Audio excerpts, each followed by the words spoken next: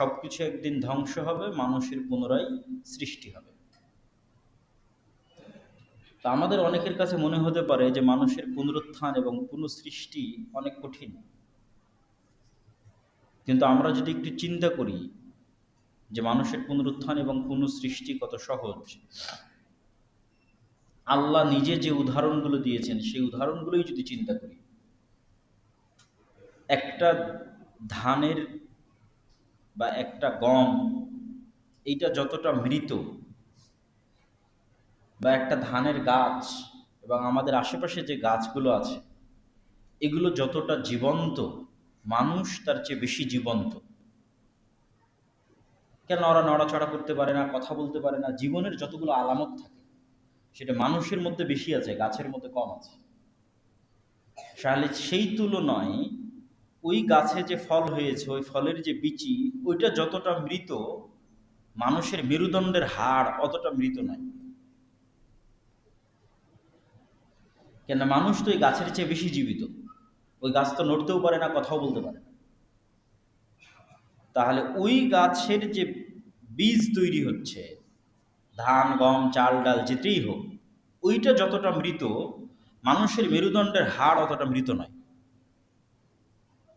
তাহলে ওই মৃত ধান থেকে যদি আল্লাহ সুবহানাহু ওয়া তাআলা পুনরায় আর একটা ধান গাছ তৈরি করতে পারেন, জাস্ট মাটিতে পুঁতে দেওয়ার মাধ্যমে, তো ওইটা বেশি আশ্চর্যের এটার চাইতে যে মানুষের মেরুদণ্ড মাটিতে পুঁতা থাকবে, আবার মানুষ তরতর করে একদিন গজিয়ে উঠবে নতুন মানুষ হিসেবে। কোনটা বেশি আশ্চর্যের? একটা মৃত ধান থেকে আবার ধানের গাছ বের হচ্ছে, এটা বেশি আশ্চর্যের? না মানুষের মৃত মেরুদণ্ড মাটিতে পুঁতা থাকবে, ওখান থেকে মানুষ উঠে আসবে, এটা বেশি আশ্চর্যের? ধান আর আমের বিচি থেকে যে আম হচ্ছে ওটা বেশি আশ্চর্যের। কেন? ওরা কম জীবিত আর আপনি বেশি জীবিত, ফলত আপনারটা বেশি সহজ। তো আল্লাহ এই উদাহরণই দিয়েছে যে একটা মরুভূমিতে যদি 10 লক্ষ বছরও পড়ে থাকে একটা খেজুরের বিচি, বিজ্ঞান বলছে, আর 10 লক্ষ বছর পর যদি বৃষ্টি হয়, তাহলে ওই খেজুর থেকে আবার গাছ জন্মাবে। তাহলে যেভাবে আল্লাহ মৃত মাটিকে জীবিত করে, মরুভূমিতে ফল ফলাদি উৎপন্ন করে, গাছ তৈরি করে, তোমরাও মাটি থেকে ওইভাবে উঠে আসবে। এবং মানুষের ক্ষেত্রে এটা আরো সত্য এই জন্য যে মানুষ দৈনন্দিন যত রকমের ভিটামিন, প্রোটিন,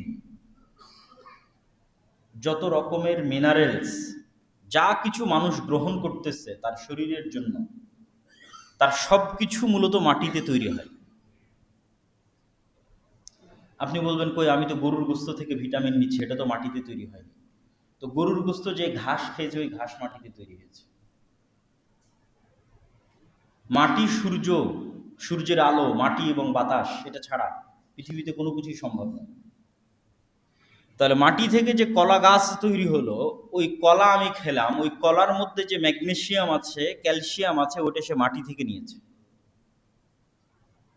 এবার ওই ম্যাগনেসিয়াম এবং ক্যালসিয়াম যখন আমার শরীরে ঢুকতেছে, তখন আমার শরীরে কোষ তৈরি হচ্ছে।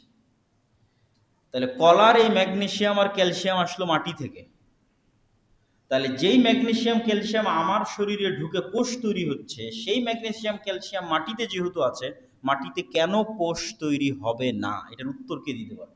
কেন হবে না? মাটি থেকে বের হওয়া ম্যাগনেসিয়াম ক্যালসিয়াম আপনার শরীরে ঢুকে যদি কোষ তৈরি করতে পারে, নতুন সেল তৈরি করতে পারে, তাহলে কালকে মাটির মধ্যেই কেন কোষ তৈরি হবে? কেন? ওই কলা তো ভিটামিন মাটি থেকেই নিয়েছে। তাহলে মানুষের পুনরুত্থান অনেক সহজ। তো আমি যে বিষয়ে আলোচনা শুরু করছি, যে আল্লাহ সুবহানাহু ওয়া তাআলা যখন কিয়ামত সংঘটিত করবেন এবং কিয়ামতের পরে মানুষের পুনরুত্থান হবে, তো এই কিয়ামতের পূর্ব মুহূর্তের কিছু ফিতনা আছে। এই ফিতনাগুলোর মধ্যে সবচেয়ে ভয়াবহ ফিতনা হচ্ছে দাজ্জালের ফিতনা। আমি যদিও ধারাবাহিক বলবো সারমর্ম, কিন্তু তারপরে ভূমিকাতেই কিছু কথা বলে নিচ্ছি। যে সবচেয়ে ভয়াবহ ফিতনা দাজ্জালের ফিতনা, যেটির বিষয়ে রাসূল সাল্লাল্লাহু আলাইহি ওয়াসাল্লাম বলেছেন যে আদম আলাইহিসসালাতু ওয়াসসালাম থেকে নিয়ে কিয়ামত পর্যন্ত যত ফিতনা পৃথিবীতে সংঘটিত হয়েছে, সেটা কওমে নূহের ফিতনা হোক, কওমে লূতের ফিতনা হোক, সেটা ফেরাউনের ফিতনা হোক, সেটা নমরুদের ফিতনা হোক, সেটা আদ সামুদ জাতির ফিতনা হোক, যত ফিতনা পৃথিবীতে এসেছে সবচেয়ে ভয়াবহ ফিতনা দাজ্জালের ফিতনা, যেটা উম্মতে মুহাম্মাদি মুখোমুখি হবে যে ফিতনার। কেন ফেরাউনের ফিতনার চাইতেও দাজ্জালের ফিতনা ভয়াবহ?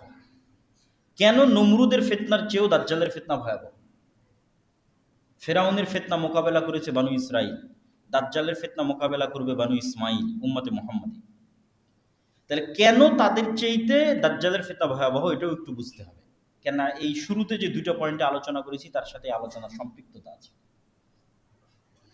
আল্লাহ সুবহানাহু ওয়া তাআলা এই পুরো কোরআনে, আমি বলেছি যে কোরআনের সারমর্মর একটা হচ্ছে আল্লাহর তাওহীদ।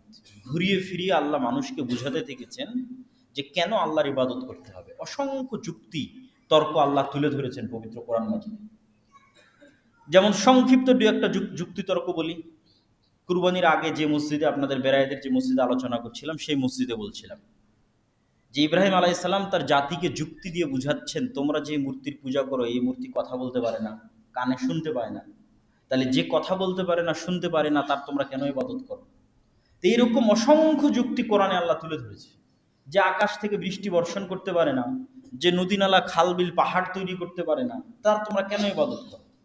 সেটাই মারিয়াম আলাই সালাতামের সন্তান ঈসা আলাই সালাম হোক, সেটা শাহজালাল শাহপরাণ হোক, মা কালী মা দুর্গা, যত বাতিল ইলাহের ইবাদত মানুষ করতেছে, তারা কেউই রব হওয়ার প্রমাণ দিতে পারবে না।